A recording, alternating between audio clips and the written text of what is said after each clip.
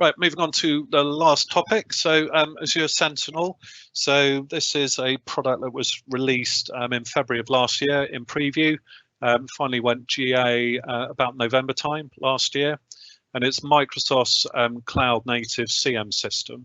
So it's a security information and events management system.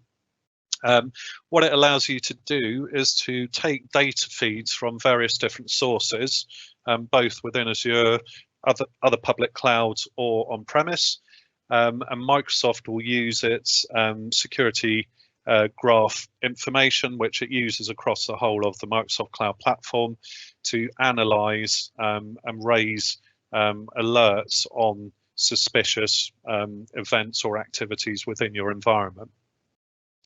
So an example of that, if you're feeding in Azure AD logins, for example, into Sentinel, it will sometimes flag things like a impossible travel alert. So if it sees a login from an IP address in the UK, and then, for example, within 2 hours, we'll see another login from an IP address in China, it knows that you physically can't have travelled, from UK to China in that time frame, and it will alert on that.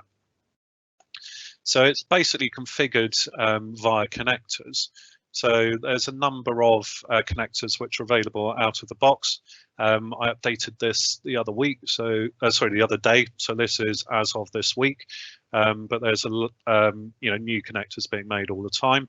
But as you can see there, you can take things in from all the Microsoft Cloud areas, so things like Azure AD, Azure Active Directory Identity Protection, Azure Activity Logs, all of the cloud-based event sources. And then you can also feed in things like Barracuda firewalls, Barracuda WAFs, checkpoints, Cisco's. So a whole raft of information that you can feed into Sentinel. So once you've got your connectors up and running, you can then start creating your alert set around that. And there's a load of pre-configured alerts for each of these connectors.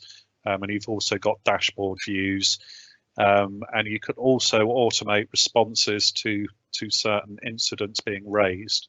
So if you've got something which is happening again and again, to cut down the time and the resource it takes to identify, and you could create a playbook.